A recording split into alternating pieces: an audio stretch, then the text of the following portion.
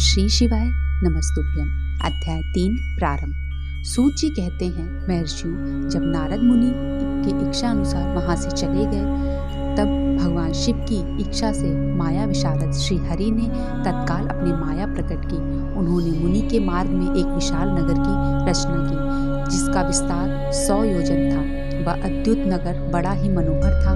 भगवान ने उसे अपने वैकुंठ लोक से भी अधिक रमणीय बनाया था। नाना प्रकार की वस्तुएं उस नगर की शोभा बढ़ाती थी। वहाँ स्त्रियों और पुरुषों के लिए भी बहुत से विहार स्थल थे। वे श्रेष्ठ नगर चारों वर्णों के लोगों से भरा था। वहाँ शील निधि नामक ऐश्वर्यशाली राजा राज्य करते थे। वे अपनी पुत्री का स्वयंवर करने के लिए उद्धत थे। अतः उन्होंने महान उत्सव का आयोजन किया। उनकी कन्या का वर्णन करने के लिए उत्सुक हो चारों दिशाओं से बहुत से राजकुमार पधारे थे, जो नाना प्रकार की वेशभूषा तथा सुंदर शोभा से प्रकाशित हो रहे थे। उन राजकुमारों से वह नगर भरा पूरा दिखाई देता था। ऐसा सुंदर राजनगर को देख नारद जी मोहित हो गए। वे राजा शील निधि के द्वार पर गए। मुनि शिरोमणि नारद को आया देख महाराज शील निधि ने श्रेष्ठ रत्नमय सिंहासन पर बिठाकर उनका पूजन किया। तत्पश्चात अपनी सुंदरी कन्या को जिसकी नाम श्रीमती था बुलवाया और उसे नारद के चरणों में प्रणाम करवाया। उस कन्या को देखकर नारद मुनि चकित हो गए और बोले, राजन, यह देव कन्या के समान सुंदरी महाभाग्य कन्या है कौन है? उनकी यह बात सुनकर राजा ने हाथ जोड़कर कहा, मुनि, यह मेरी पुत्री है। इसका नाम श्रीमती है। अब इसके विवाह का समय आ गया है। वह अपने लिए सुंदर वर चुनने के लिए निमित्त स्वयंवर में जाने वाली है। इसमें सब प्रकार के शुभ लक्षण लक्षित होते हैं। महर्षि, आप इसका भाग्य बताइए। राजा के इस प्रकार पूछने पर काम से विह्वल हुए मुनिश्रेष्ठ नारद उस कन्या को प्राप्त करने की इच्छा मन में लिए राजा को संबोधित करके इस प्रकार बोले, भूपाल, आपकी यह पुत्री समस्त शुभ लक्षण से संपन्न है, परम सौभाग्यवती है। अपने महान भाग्य के कारण यह धन्य है और साक्षात लक्ष्मी की भांति समस्त गुणों की आगार है। इसका भाव पति निश्चय ही भगवान शंकर के समान वैभवशाली, सर्वेश्वर, किसी से पराजित न होने वाला, वीर, काम विजयी तथा संपूर्ण देवताओं में श्रेष्ठ होगा। ऐसा कहकर राजा से विदा ले इच्छा अनुसार विचरने वाले नारद मुनि वहां से चल दिए। वे काम के वशीभूत हो गए थे। शिव की माया ने उन्हें विशेष मोह में डाल दिया था। वे मुनि मन ही मन सोचने लगे कि मैं इस राजकुमारी को कैसे प्राप्त करूं। स्वयंवर में आए हुए नरेशों में से सबको छोड़कर यह एकमात्र मेरा ही वरण करे, यह कैसे संभव हो सकता है? समस्त नारियों को सौंदर्य सर्वथा प्रिय होता है। सौंदर्य को देखकर ही वह प्रसन्नता पूर्वक मेरे अधीन हो सकती है, इसमें संशय नहीं है। ऐसा विचार कर काम से विह्वल हुए मुनिवर नारद भगवान विष्णु का रूप ग्रहण करने के लिए तत्काल उनके लोक में जा पहुँचे। वहाँ भगवान विष्णु को प्रणाम करके वे इस प्रकार बोले, भगवान, मैं एकांत में आपसे अपना सारा वृतांत कहूँगा। तब बहुत अच्छा कहकर लक्ष्मीपति श्री हरि नारद जी के साथ एकांत में जा बैठे और बोले, मुनि, अब आप अपनी बात कहिए। तब नारद जी ने कहा, भगवान, आपके भक्त जो राजा शील निधि हैं, वे सदा धर्म पालन में तत्पर रहते हैं। उनकी एक विशाल लोचना कन्या है जो बहुत ही सुंदर है। उसका नाम श्रीमती है। वह विश्व मोहिनी के रूप में विख्यात है और 3 लोकों में सबसे अधिक सुंदर है। प्रभु, आज मैं शीघ्र ही उस कन्या से विवाह करना चाहता हूँ। राजा शील निधि ने अपनी पुत्री की इच्छा से स्वयंवर रचाया है, इसलिए चारों दिशाओं से वहाँ सहस्त्र राजकुमार पधारे हैं।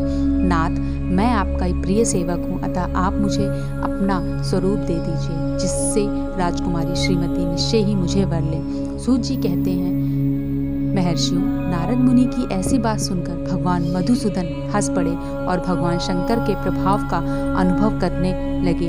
उन दयालु प्रभु ने उन्हें इस प्रकार उत्तर दिया। भगवान विष्णु बोले, मुनि, तुम अपने अभिष्ट स्थान को जाओ। मैं उसी तरह तुम्हारा हित साधन करूंगा जैसे श्रेष्ठ वैद्य अत्यंत पीड़ित रोगी का करता है, क्योंकि तुम मुझे विशेष प्रिय हो। ऐसा कहकर भगवान विष्णु ने नारद मुनि को मुख तो वानर का दे दिया और शेष अंगों में अपने जैसा स्वरूप देकर वे वहां से अंतर्धान हो गए। भगवान की पूर्वोक्त बात सुनकर और उनका समझकर नारद मुनि को बड़ा हर्ष हुआ। वे अपने को कृतकृत्य मानने लगे। भगवान ने क्या प्रयत्न किया इसको वे समझ न सके। तदंतर मुनिश्रेष्ठ नारद शीघ्र ही उस स्थान पर जा पहुंचे जहाँ राजा शीलनिधि ने राजकुमारी से को भरी हुई स्वयंवर सभा का आयोजन किया था। विप्रवरों राजपुत्रों से घिरी हुई वह दिव्य स्वयंवर सभा दूसरी इंद्र सभा के समान अत्यंत शोभा पा रही थी। नारद जी उस राज्य सभा में जा बैठे और वहां बैठकर प्रसन्न मन से बार बार यही सोचने लगे कि मैं भगवान विष्णु के समान रूप धारण किए हुए हूँ, अतः वह राजकुमारी अवश्य मेरे ही वरण करेगी, दूसरे का नहीं। मुनिश्रेष्ठ नारद को यह ज्ञात नहीं था कि मेरा मुंह कितना कुरूप है। उस सभा में बैठे हुए सब मनुष्यों ने मुनि को उनके पूर्व रूप में ही देखा। राजकुमार आदि कोई भी उनके रूप परिवर्तन के रहस्य को न जान सके। महानारद जी की रक्षा के लिए भगवान रुद्र के 2 पार्षद आए थे। वे ब्राह्मण का रूप धारण करके गुणभाव से वहां बैठे थे। वे ही नारद जी के रूप परिवर्तन के उत्तम भेद को जानते थे। मुनि को काम वेश से मूढ़ हुआ जान वे दोनों पार्षद उनके निकट गए और आपस में बातचीत करते हुए उनकी हंसी उड़ाने लगे। परंतु मुनि तो काम से बेहल हो रहे थे, अतः उन्होंने उनकी यथार्थ बात पर अनसुनी कर दी। वे मोहित हो श्रीमती को प्राप्त करने की इच्छा से उसके आगमन की प्रतीक्षा करने लगे। इसी बीच वह सुंदरी राजकन्या स्त्रियों से घिरी हुई अंतःपुर से वहां आई। उसने अपने हाथ में सोने की एक सुंदर माला ले रखी थी। वह शुभ लक्षणा राजकुमारी स्वयंवर के मध्य भाग में लक्ष्मी के समान खड़ी हुई अपूर्व शोभा पा रही थी। उत्तम व्रत का पालन करने वाली वह भूप कन्या माला हाथ में लेकर अपने मन के अनुरूप वर का अन्वेषण करती हुई सारी सभाओं में भ्रमण करने लगी। नारद मुनि का भगवान विष्णु के समान शरीर और वानर जैसा मुख देखकर वह कुपित हो गई और उनकी ओर से दृष्टि हटाकर प्रसन्न मन से दूसरी ओर चली गई। स्वयंवर सभा में अपने मनोवांछित वर को न देखकर वह भयभीत हो गई। राजकुमारी उस सभा के भीतर चुपचाप खड़ी रह गई। उसने किसी के गले में जयमाला नहीं डाली। इतने में ही राजा के समान वेशभूषा धारण किए भगवान विष्णु वहां आ पहुंचे। किन्हीं दूसरे लोगों ने उनको वहां नहीं देखकर केवल उस कन्या की ही दृष्टि उन पर पड़ी। भगवान को देखते ही उस परम सुंदरी राजकुमारी का मुख प्रसन्नता से खिल उठा।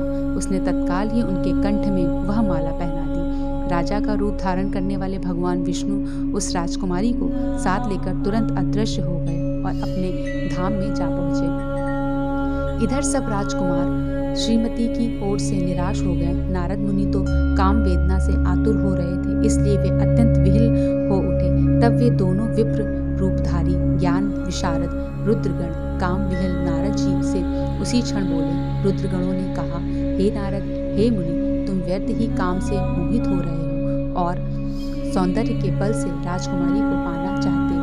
अपना वानर के समान घृणित मुंह तो देख लो। सूत जी कहते हैं, महर्षियों, उन रुद्रगणों का यह वचन सुनकर नारद जी को बड़ा विस्मय हुआ।